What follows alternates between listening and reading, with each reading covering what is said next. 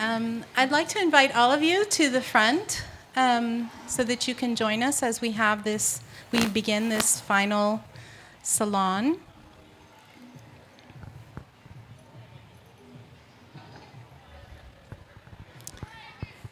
So as we get started this evening, on behalf of Dean El Khoury and myself and the faculty at the School of Architecture, we wish to thank you all for your support throughout all of the salon events that we've had this month of February. We welcome you this evening to the final one, and you'll be hearing just a moment what we're going to be talking about.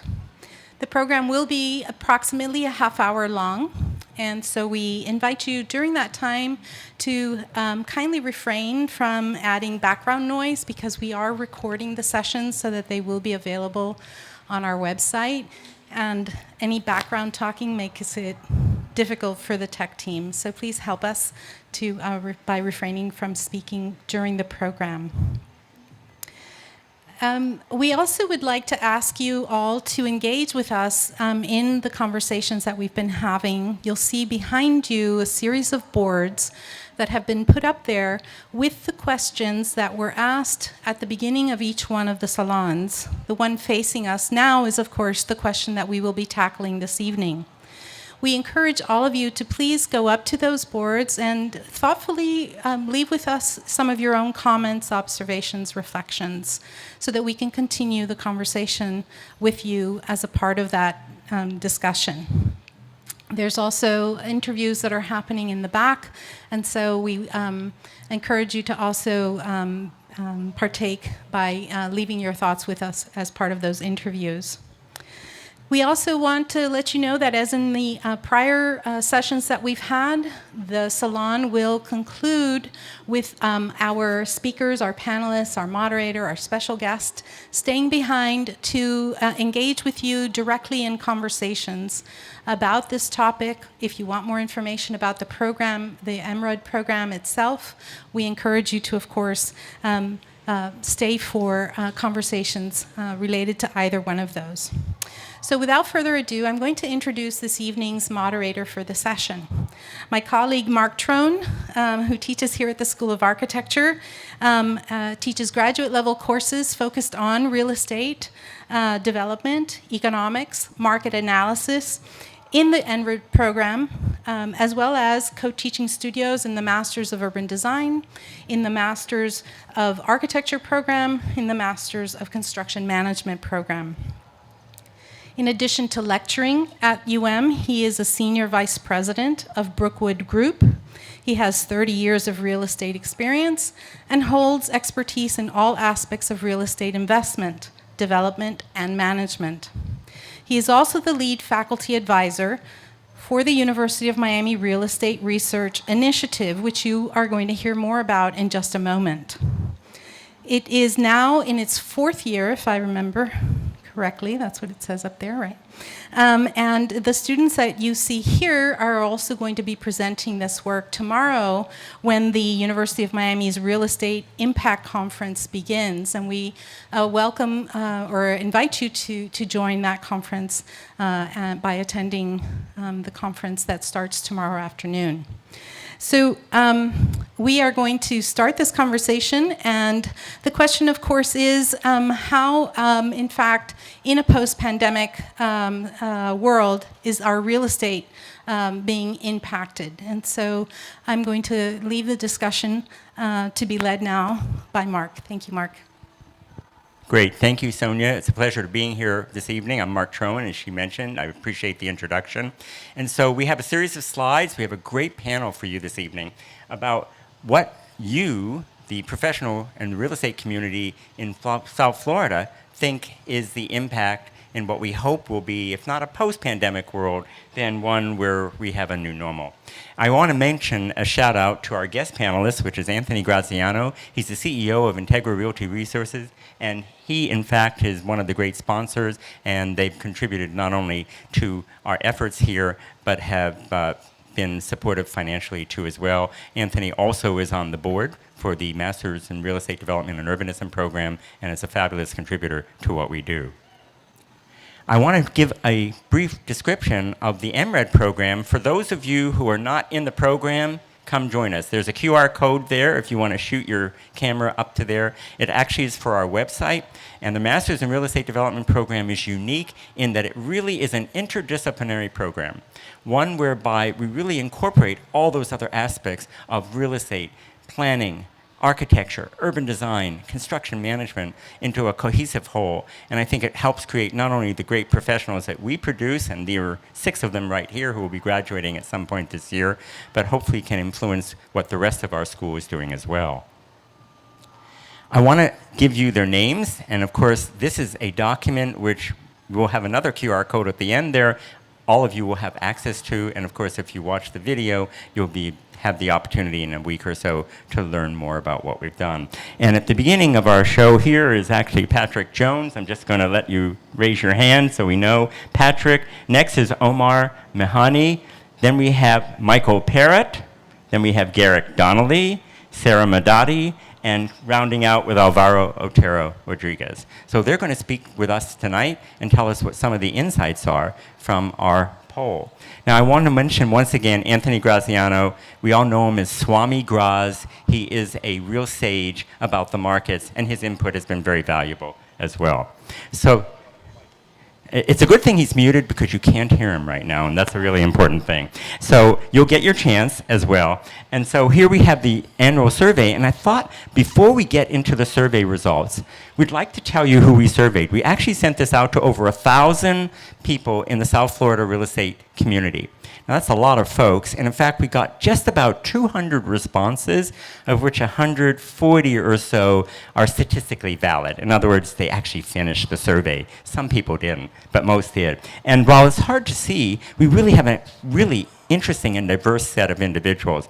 More than 40%, almost 50%, have been in the business for 20 years, and 70+% actually have been in the real estate field for 10 years. And you'll see from these charts and slides here that we've gone through here, that this methodology also looked at people not only in real estate, but in all aspects of the profession, in architecture, construction management, brokerage, law, and every other aspect. And you'll see from all the various colors there that we really have a great cross-section of specialization.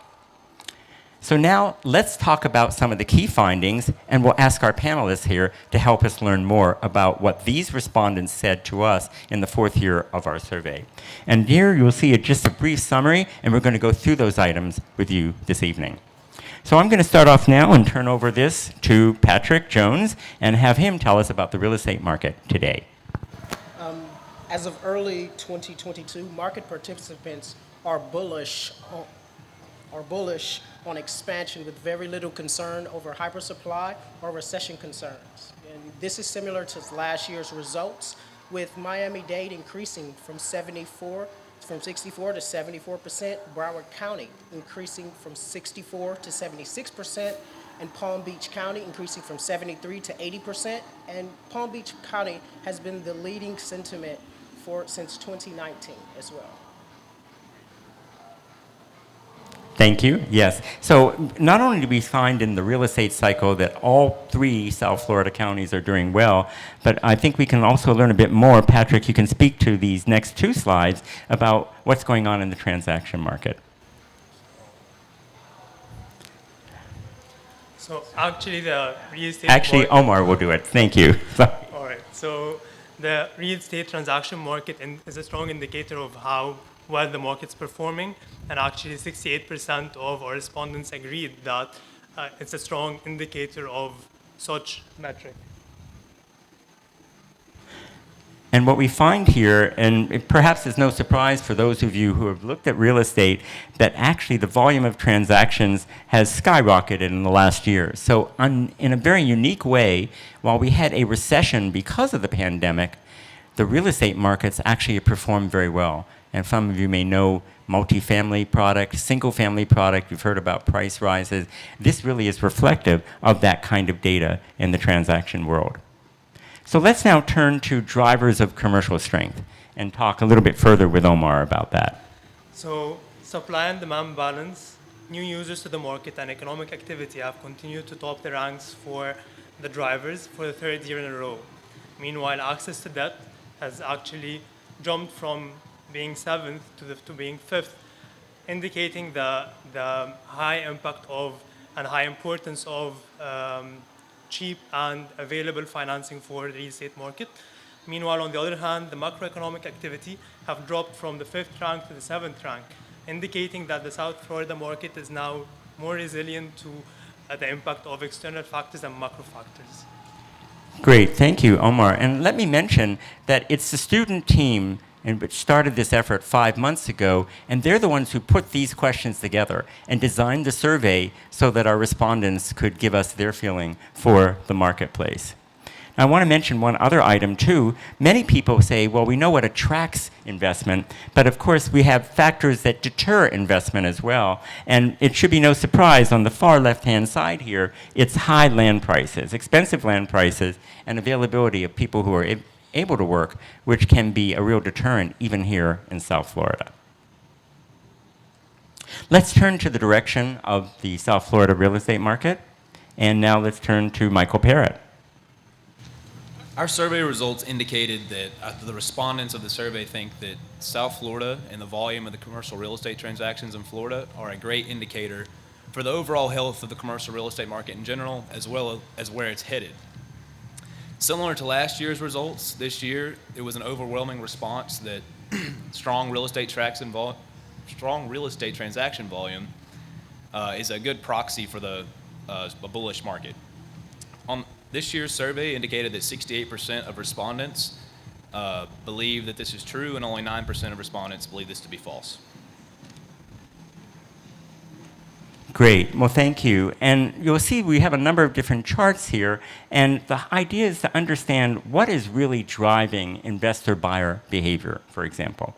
And we noticed there that really it's a lot about pricing of the market, and as Michael had mentioned, it's what's driving the demand for product, because many people feel they're underpriced at this stage, and there'll be a much bigger benefit later on.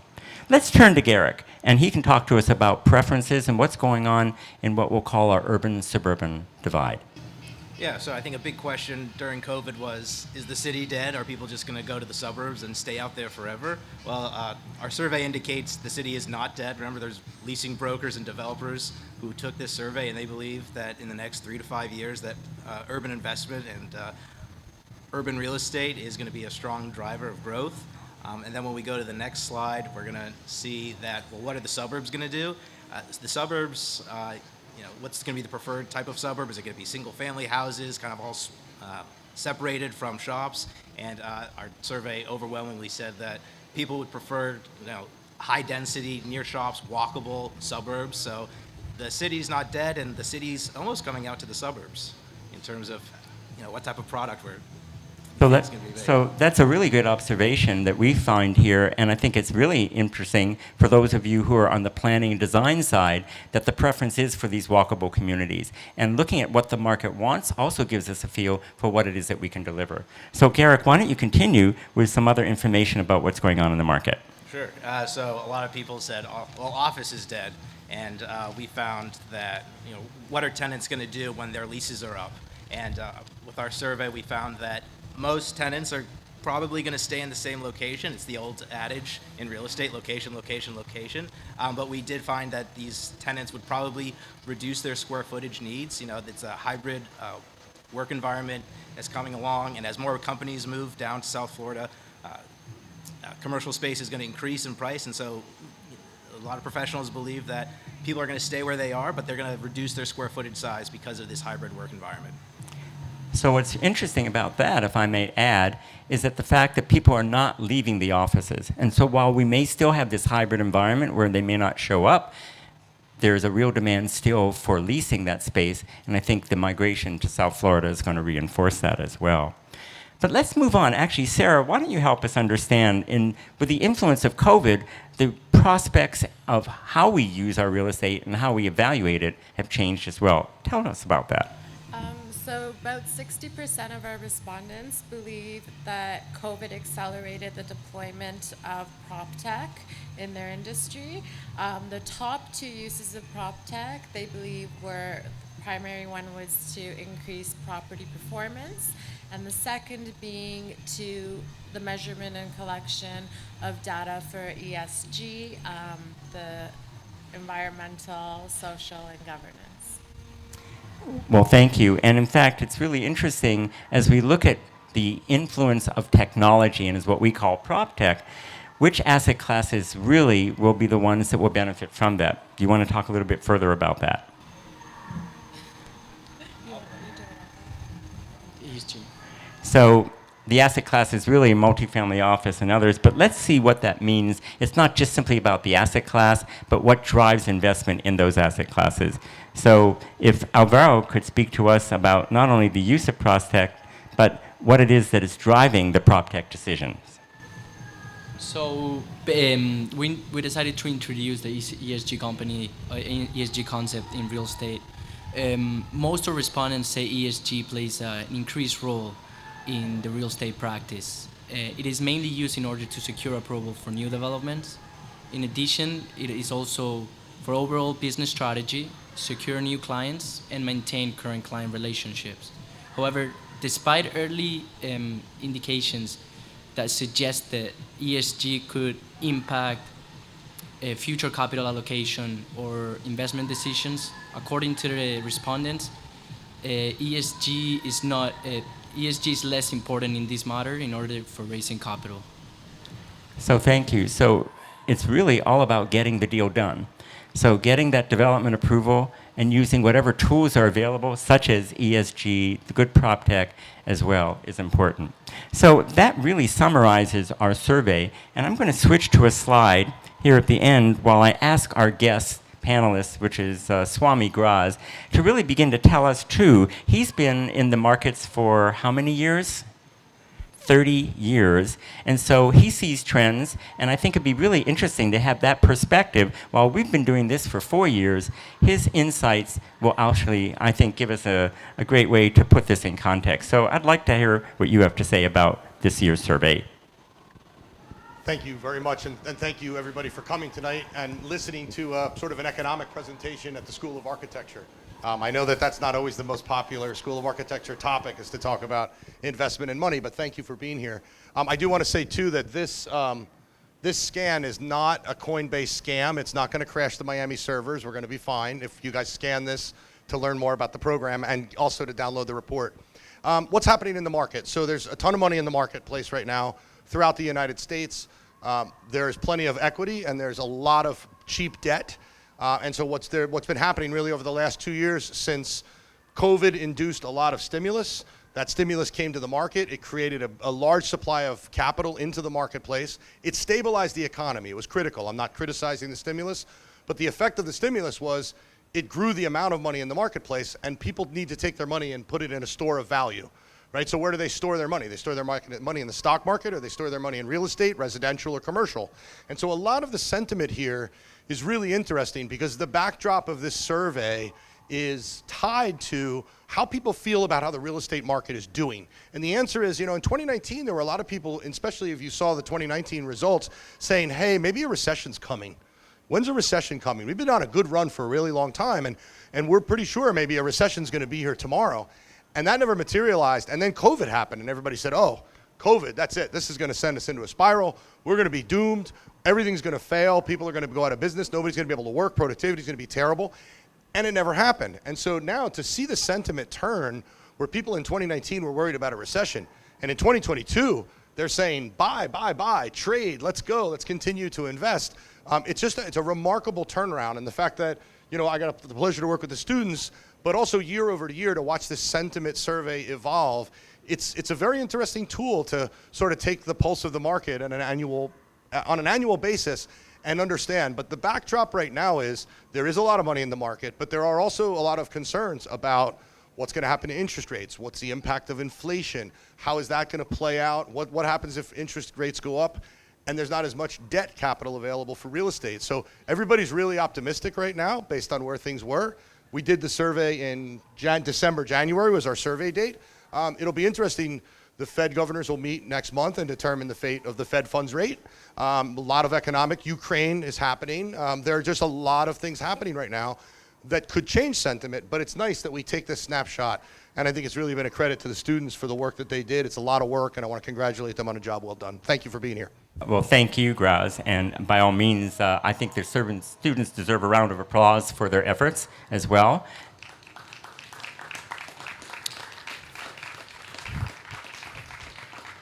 Of course, there are lots of things going on in the market. You mentioned Ukraine, you mentioned the cycles, and I wonder if there are any questions actually in the audience that might be compelling that you would like to speak to this survey this evening. And I'm going to walk over and just see if there's a question here, and I'm going to put the microphone. Can you all talk more about being inventory constrained? Great question from Laura Hiri. And so actually, I'm going to turn it back to Swami Graz about what we have to deal with when it comes to inventory. Sure. So there are a number of things on the inventory side. So you have to distinguish residential versus commercial to start. On the residential inventory side, the inventory now is so low that if you try to sell $1 million home in Miami today, you'll find out that 30 people show up for the open house the first 5 minutes. There is so little inventory, and I would say this was probably, we measure inventory in residential by months on the market, right? How many months would it take to sell all the inventory on the market? And a normal economy, we usually have about 9 to 12 months of inventory on the market at any given time. In Miami-Dade right now, single family, we're at less than 3 months inventory on the market. So the inventory is constrained, which creates a bidding war. You have more buyers bidding for fewer properties. On the commercial side, the inventory is, I think, more available. So there's a lot of headlines about the office market, breaking $100 a square foot on Brickell Avenue. And everybody's excited, like, oh, we just reached a new high, and we're getting $100 rents on Brickell Avenue. And yet, if you look at the downtown office market, there's still 21% vacancy in the office market. So new buildings are commanding top rents, but there's plenty of inventory, there's plenty of space. Now, yes, people are moving, leases are expanding, people are coming back to the office, but they're taking less space, right? They're renewing their lease, and maybe they're downsizing a little on space because rents are going up, but also because they don't need as much space. So I think you'll find that there's more office inventory, but that's from the user's perspective. Now let's talk about the buy side.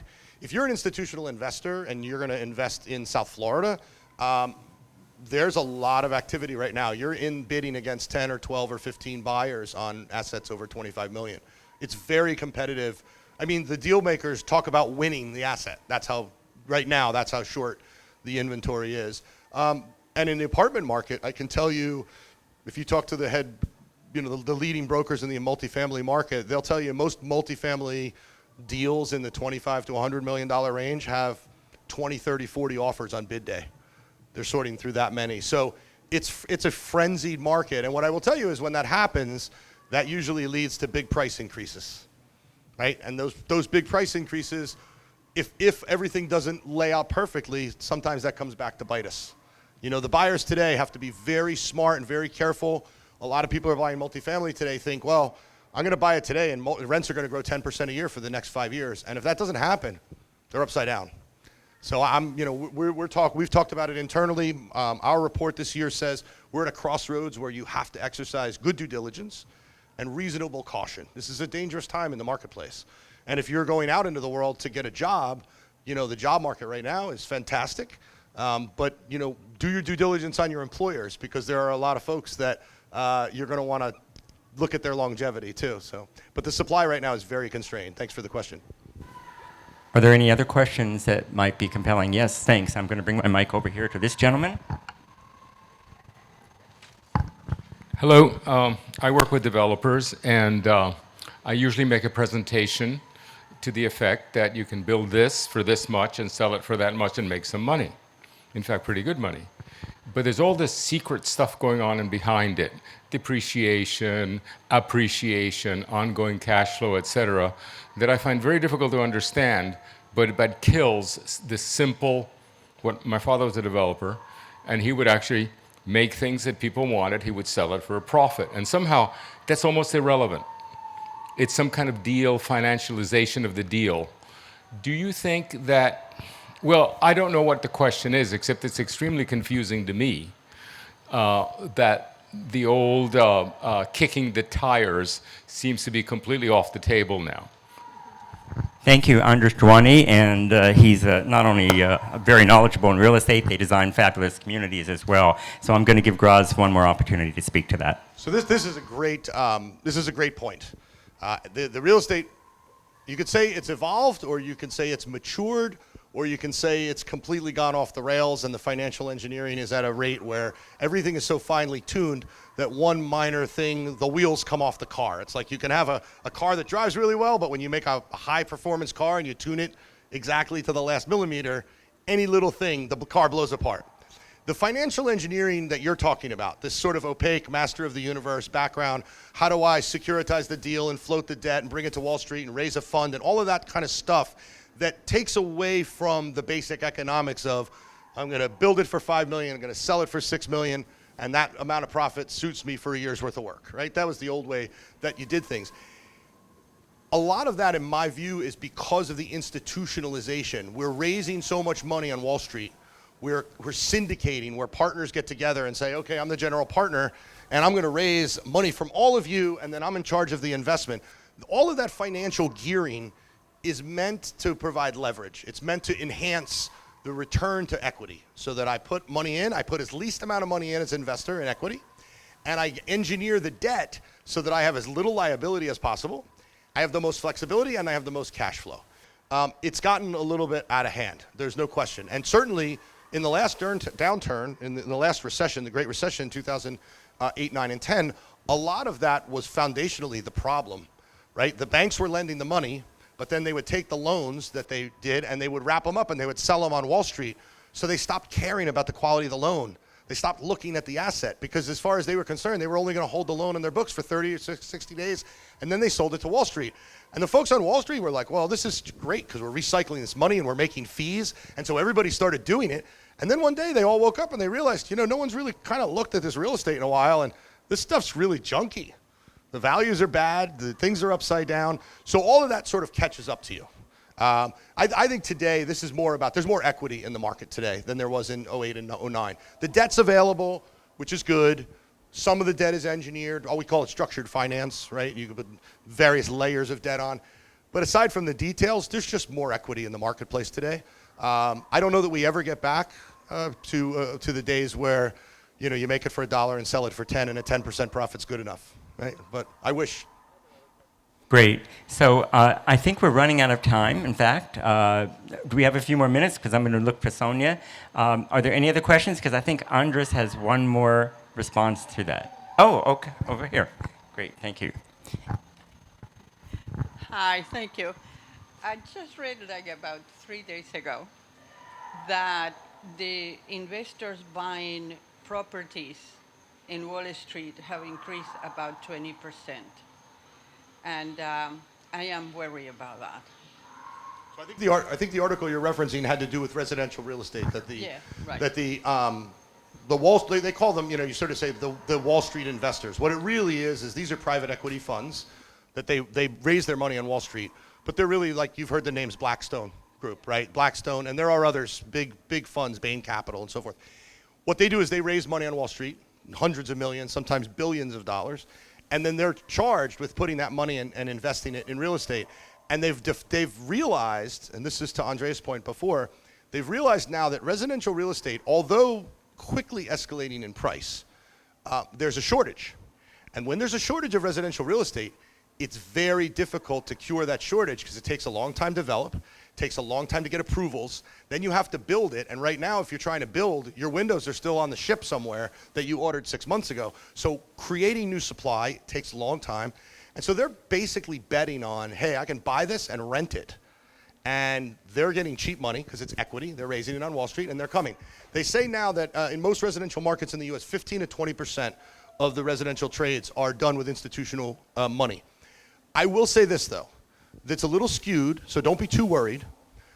We've had an eviction moratorium that was in place through the end of the year. We had a foreclosure moratorium that's been in place for the end of the year. So for the last 12 to 18 months, we have not foreclosed on people that haven't paid their mortgage or evicted people who haven't paid their rent. And that's also created some of this supply constraint, Because in a normal market, about 5 to 6% of the total inventory comes back on the market for people that haven't been able to pay their mortgage and they lost it. Now that sounds terrible, but it's an important part of the supply of the housing, right? So that's going to come back, but I think the institutional money still has to make money. And if rents go down, if prices go down, they'll stop buying and it'll normalize again. So don't be too nervous, but it's going to take a little while. No Great, problem. thank you, Patrice. Any more questions? We've got an active group here.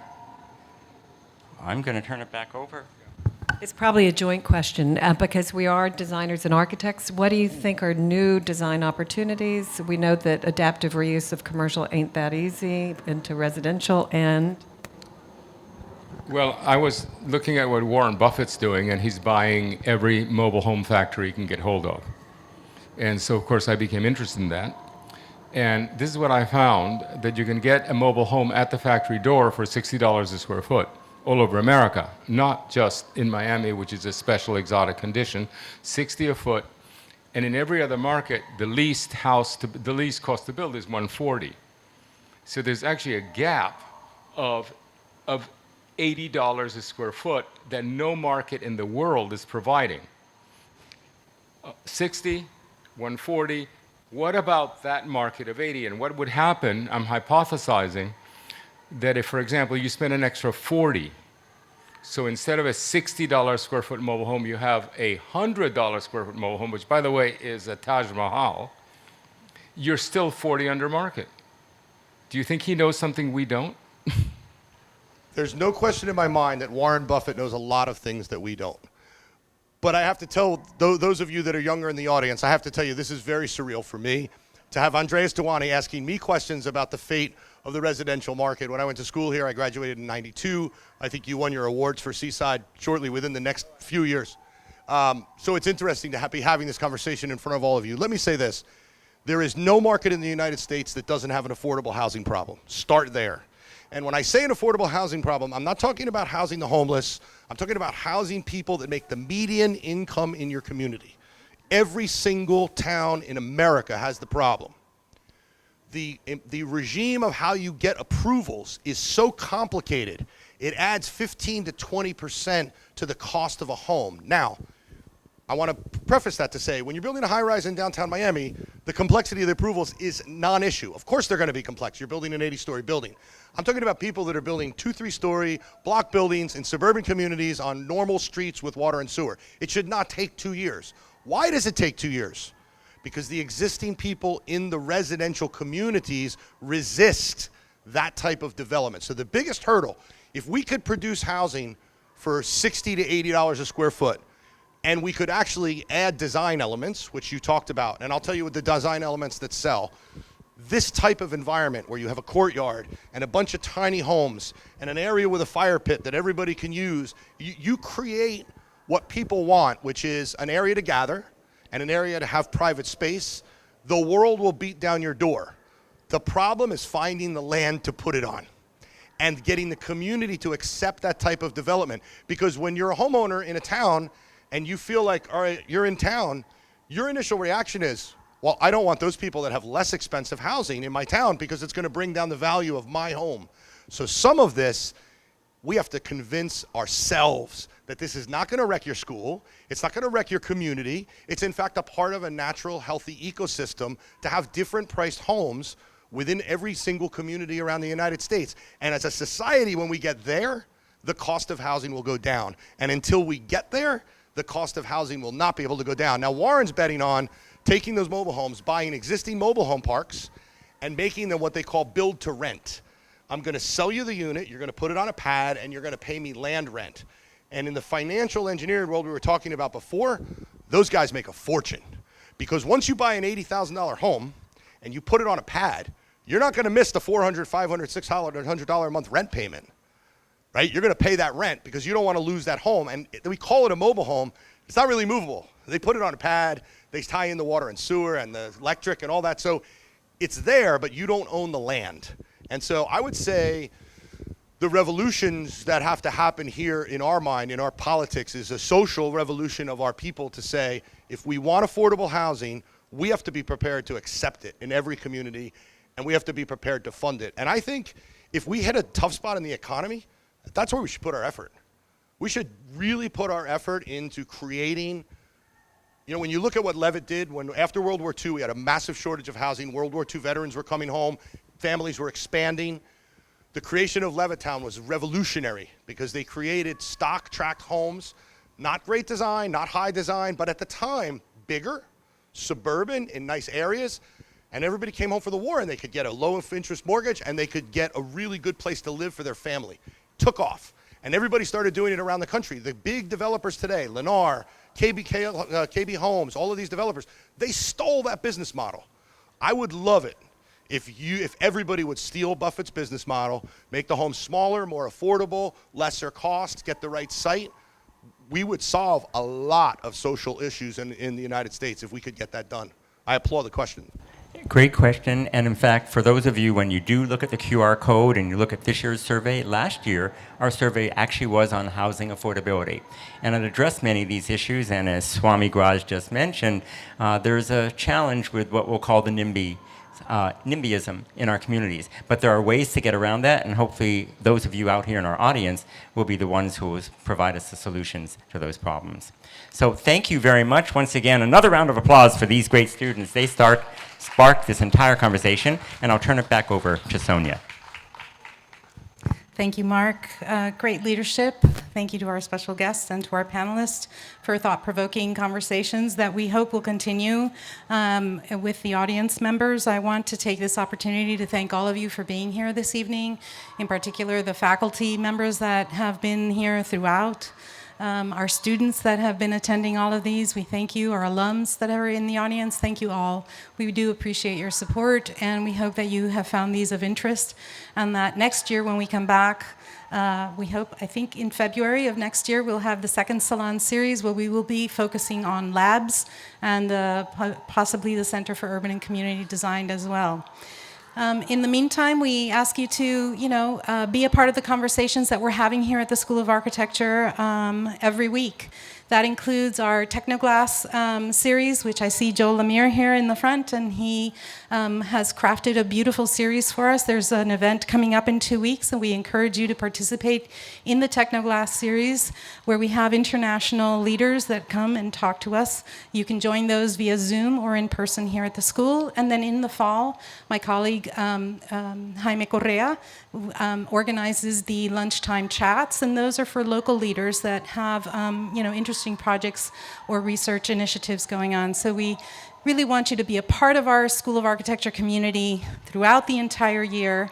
And if you do have interest in any one of the programs that you've heard about in the past month, that you come to us and take an opportunity to talk to us more about those specific graduate programs.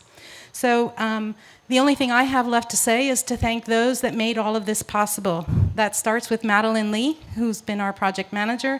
Many thanks to Maddie, and many thanks to our tech team, Robert and Ray, and to Karina and Yvonne for their support in the marketing division. And of course to Dean El-Khoury, who made all of this possible. We also want to thank Karina Alvarez for having donated all of the libations that we've had. So I really would invite you to have some food and drink and more conversations, and then we'll see you next year. Thank you. Before you do go, by the way, don't forget, add your comments on those boards. We would really appreciate them. We hope to put them on the School of Architecture's webpage. So thank you again. See you next year.